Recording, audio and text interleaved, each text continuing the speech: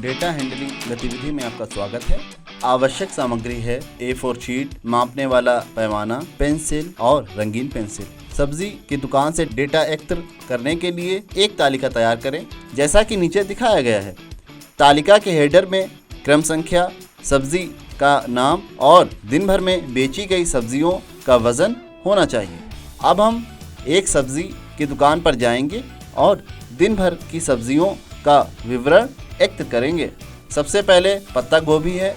एक दिन में बेची गई पत्ता गोभी की कुल मात्रा 10 किलोग्राम है, इसलिए हम इसे यहाँ 10 किलोग्राम लिखेंगे। इसके बाद कद्दू है। कद्दू 13 किलोग्राम प्रतिदिन बेचा जाता है, इसलिए यहाँ हम 13 किलोग्राम लिखेंगे। इसी तरह हम स्क्वैश 7 किलोग्राम, आलू 18 किलोग्राम, गाजर 4 किलोग्राम और प्याज 6 किलोग्राम का वज़न लिखेंगे। अब हमारे पास डेटा है जिसे बार ग्राफ के रूप में दर्शाया जा सकता है। इस डेटा की मदद से हम एक बार ग्राफ बनाएंगे। सबसे पहले एक x अक्ष खींचें और उसके बाद एक y अक्ष खींचें। इसके बाद x अक्ष पर पैमाना तय करने का प्रयास करें। हम x अक्ष पर प्रत्येक सब्जी को लेंगे, यानी x अक्ष की एक इकाई एक सब्जी को दर्शाएगी। हमारे पास कुल 6 सब्जियां हैं, इसलिए हम x अक्ष को 6 भागों में विभाजित करेंगे। इसके बाद y अक्ष का पैमाना तय करने के लिए हमें दिन में सबसे अधिक बिकने वाली सब्जी को देखना होगा। वे 18 किलोग्राम है। वह 18 किलोग्राम है, इसलिए हमें y अक्ष पर 18 किलोग्राम को दर्शाना होगा। हम y अक्ष पर अधिकतम मान 18 किलोग्राम रख सकते हैं। यहाँ हम y अक्ष पर पैमाना 1 इकाई बराबर 2 किलोग्राम के रूप में लेंगे। अब हम y अक्ष को 2 किलोग्राम की इकाइयों में विभाजित करेंगे और y अक्ष पर वज़न लिखना शुरू करेंगे। अब हम x अक्ष पर बेची गई सब्जियों के वज़न को बार के रूप में दर्शाएंगे। सबसे पहले पत्ता गोभी को लेते हैं। पत्ता गोभी 10 किलोग्राम प्रतिदिन बिकती है, इसलिए हम पत्ता गोभी के स्थान पर 10 किलोग्राम ऊंचा एक बार बनाएंगे। इसके बाद कद्दू 13 किलोग्राम प्रतिदिन बेचा जाता है, इसलिए हम कद्दू के लिए 13 की ऊंचाई वाला एक बार बनाएंगे। इसके बाद स्क्वैश के स्थान पर 7 किलोग्राम का एक और बार बनाएंगे।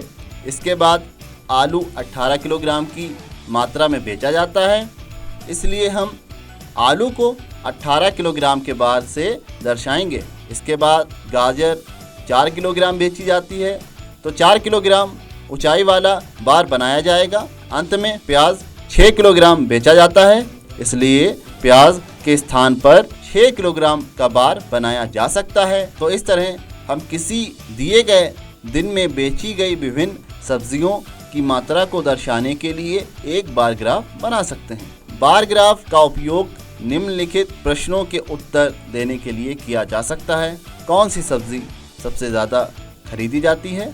खरीदी गई सब्जियों का कुल वज़न ज्ञात कीजिए। कौन सी सब्जी सबसे कम खरीदी जाती है? अब हम देखेंगे कि इन प्रश्नों का उत्तर कैसे दिया जाए। सबसे पहले हम ये पता करेंगे कि कौन सी सब्ज़ी सबसे ज़्यादा खरीदी गई है। हमारे पास ये सब्जियां और उनके संबंधित बार ग्राफ हैं। सबसे पहले हम सबसे अधिक ऊंचाई वाला बार ढूंढेंगे। यहाँ यदि आप आलू का बार ग्राफ देखें तो ये सबसे ऊंचा है और इसका मान 18 है, इसलिए हम आसानी से देख सकते हैं कि 18 किलोग्राम बार ग्राफ पर सबसे उच्चतम बिंदु है, जो दर्शाता है कि आलू सबसे अधिक बिकने वाली सब्जी है। अब हम अगले प्रश्न पर चलते हैं। हमें खरीदी गई सभी सब्जियों का कुल वज़न ज्ञात करना है। यहाँ हमारे पास सभी सब्जियों का वज़न है। हमें प्रत्येक बार ग्राफ की ऊंचाई मापनी होगी और प्रत्येक का वज़न लिखना होगा। यदि हम इन सभी वज़नों को जोड़ते हैं तो हम पाएंगे कि खरीदी गई सभी सब्जियों का कुल वज़न 58 किलोग्राम है। अगला, हमें इस प्रश्न का उत्तर देना है कि कौन सी सब्ज़ी सबसे कम खरीदी जाती है। इसके लिए फिर से हम सबसे कम ऊंचाई वाला बार ढूंढेंगे। यहाँ गाजर का बार सबसे छोटा है, ये 4 किलोग्राम को दर्शाता है, इसलिए गाजर वह सब्जी है जो सभी सब्जियों में सबसे कम खरीदी जाती है। धन्यवाद।